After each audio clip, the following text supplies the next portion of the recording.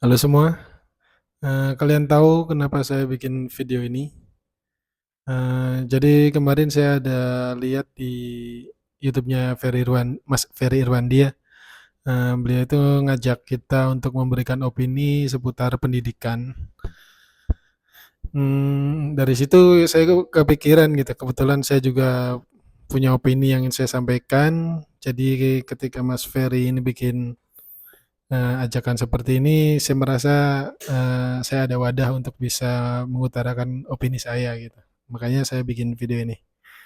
Ya sebelum saya menyampaikan opini saya, terlebih saya mau menceritakan ya kenapa saya bisa kepikiran dengan opini yang ingin saya sampaikan ini. Gitu. Jadi pengalaman saya ketika saya masih duduk di kelas 1 SMA, waktu itu dalam proses belajar itu ya saya normal seperti siswa yang lain. Hanya saja pada saat proses belajar itu saya merasa nilai akademik saya itu pas-pasan ya. Bahkan pada saat itu waktu saya kelas 1 itu saya ranking 35 dari 40 siswa kalau nggak salah. Jadi saat itu saya kepikiran gitu, kenapa kok saya seperti ini gitu, apa ada yang salah. Ditambah lagi ketika saya mau naik ke kelas 2 itu bertepatan dengan meninggalnya ibu saya. Jadi saat itu tuh saya semakin merasa bersalah gitu sebagai anak yang sedang menempuh pendidikan, sedangkan orang tua memikirkan biaya sekolah saya, tapi sekolah saya seperti ini gitu. Saya nggak punya prestasi, tidak punya sesuatu yang bisa membanggakan orang tua. Gitu. Jadi saat itu eh, saya kepikiran gitu, saya nggak bisa kayak gini terus. Apalagi orang tua saya tinggal satu, kebetulan beliau ini dagang di pasar, orang tua saya ini jualan kue. Jadi saya semakin merasa bersalah gitu kepada orang tua saya. Nah, di atas dasar itu saya merasa timbul gitu, ada motivasi dalam diri saya untuk merubah cara belajar artinya dan juga mempunyai keinginan untuk bisa memberikan kebanggaan buat orang tua saya melalui prestasi di sekolah gitu. Akhirnya pada saat kelas 2 itu saya rubah cara belajar saya mulai fokus untuk mengerjakan tugas.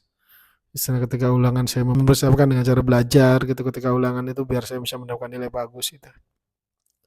Akhirnya dari kelas 2 sampai kelas 3 itu akhirnya saya mendapatkan ranking 1 setelah perubahan tersebut. Alhamdulillah karena saya ranking 1 ini juga kebetulan di sekolah saya itu ada program kalau ranking 1 itu mendapatkan ini apa namanya bebas biaya SPP gitu. Jadi dari situ saya merasa alhamdulillah itu bisa membantu orang tua saya. Setidaknya orang tua saya itu tidak usah mikirin biaya sekolah saya lagi gitu. Nah, tapi dari situ saya timbul pikiran juga gitu ke teman-teman saya yang ada di kelas. Eh, Kebetulan ya ini ceritanya ini di kelas saya itu ada teman saya secara akademik itu dia buruk sekali, emang dia juga malas. Dari situ tapi justru saya terpikir gitu, kasihan gitu kan. Mungkin saja mereka-mereka ini sama seperti saya ketika kelas 1 gitu. Mereka belum nemuin motivasi internal dalam diri mereka dan mereka juga belum ketemu gitu metode belajarnya. Ini banyak faktor sih menurut saya. Makanya dari situ tuh saya kepikiran gitu. Saya ingin ngajak mereka untuk merubah gitu agar mereka itu minimal dalam sekolahnya itu ya bisa mengikuti pelajaran dengan baik gitu, sehingga bisa mendapatkan nilai lebih baik gitu kan. Jadi saat itu langkah yang saya ambil atas dasar pengalaman saya yang waktu kelas 1 itu saya terapin kepada teman-teman saya dengan cara saya mengajak mereka itu jadi pada saat di sekolah itu kan kayak misalkan ada tugas kelompok seperti itu kan. Nah, saya milih untuk berkelompok dengan teman-teman saya yang seperti itu, artinya yang maaf, yang bodoh gitu kan, yang mereka yang tidak bisa mengikuti pelajaran, bahkan yang malas gitu. Saya justru memilih kelompok yang seperti itu. Jadi saya nggak milih berkelompok dengan teman-teman yang pinter atau mereka yang udah bisa mengikuti pelajaran gitu. Dari situlah saya melakukan pendekatan kepada mereka. Artinya pengen tahu gitu kenapa mereka males, kenapa mereka kok nggak bisa ngikutin pelajaran dari guru yang sudah dijelaskan oleh guru kan. Eh, Sedangkan kan di kelas itu kan kita guru sama, buku juga sama gitu. Ya dari situ saya ngajak mereka, sehingga saya bantu mereka eh, untuk proses belajarnya gitu ya. Saya pantau mereka ketika ada PR itu saya memberikan akses kepada mereka untuk bertanya kepada saya apabila ada yang tidak ngerti. Oh, artinya tuh saya tanyain kepada mereka udah kerja belum PR-nya seperti itulah. Jadi kita tuh sering bareng pada saat itu saya ajak terus pokoknya setiap ada PR itu saya ajak mereka untuk mengerjakan bareng. Tapi di sini nih bukan menyontek ya, tapi saya lebih ngasih tutorial gitu kan. Nih untuk soal ini cara belajar cara mengerjakannya seperti ini dan saya gunakan bahasa yang sekiranya mereka cepat mengerti gitu.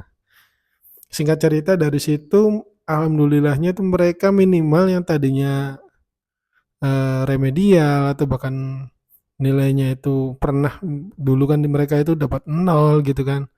Alhamdulillahnya mereka udah jarang remedial ya.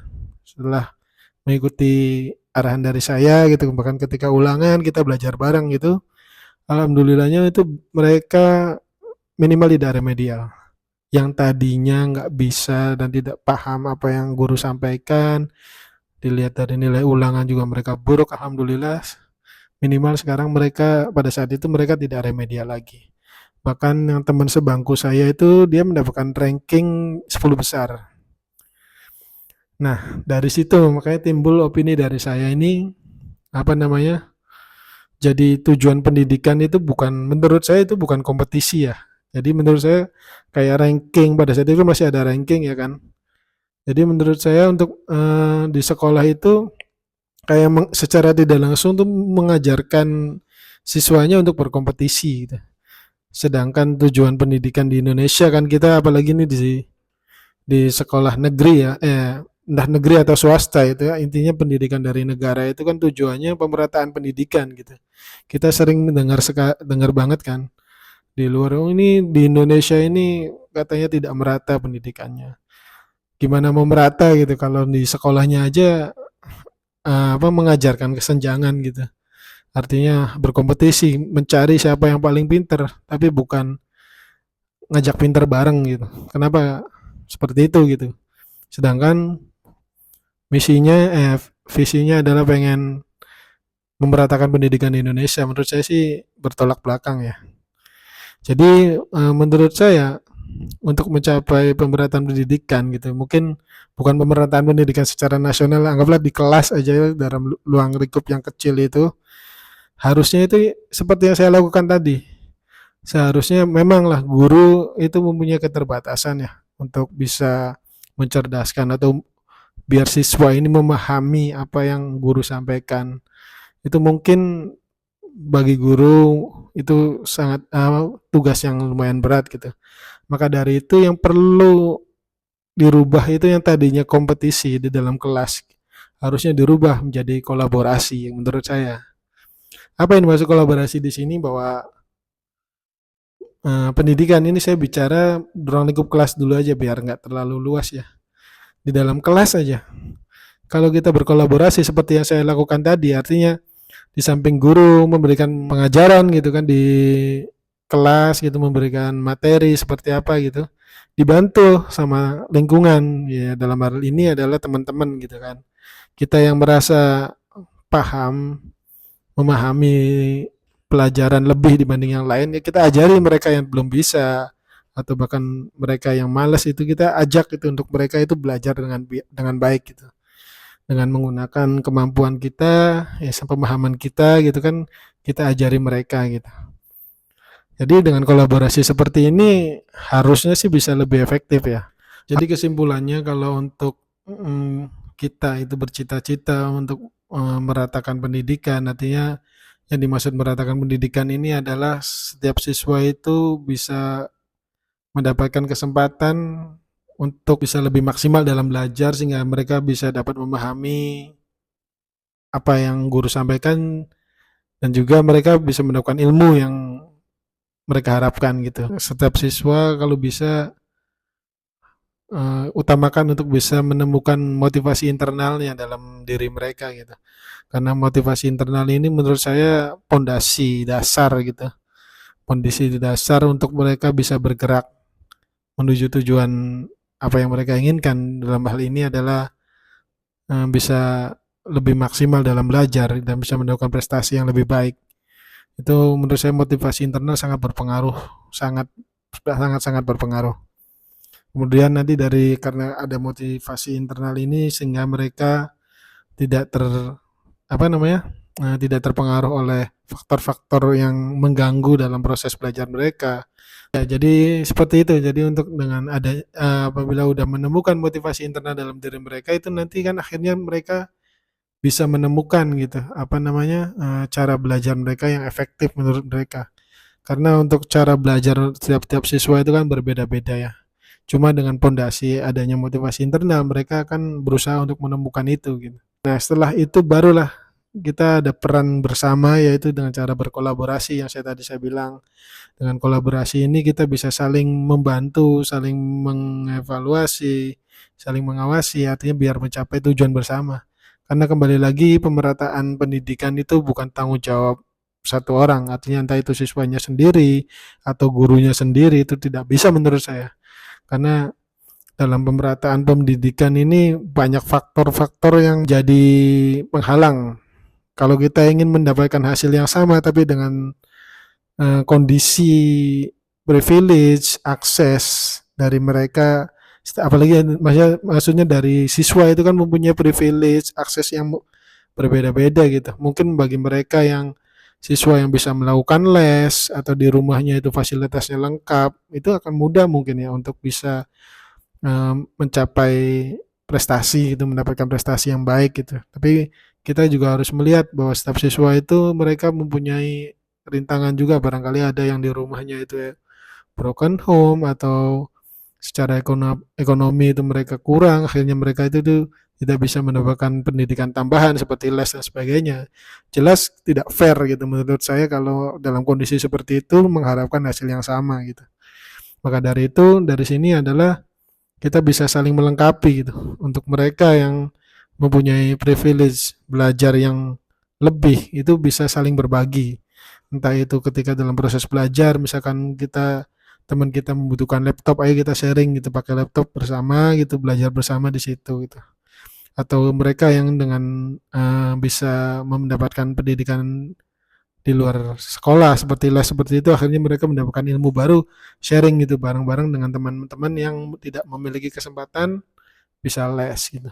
Dengan seperti ini akhirnya insya Allah ya kalau bisa berjalan dengan baik, istilahnya semuanya ini bisa saling mempunyai mempunyai rasa tanggung jawab bersama.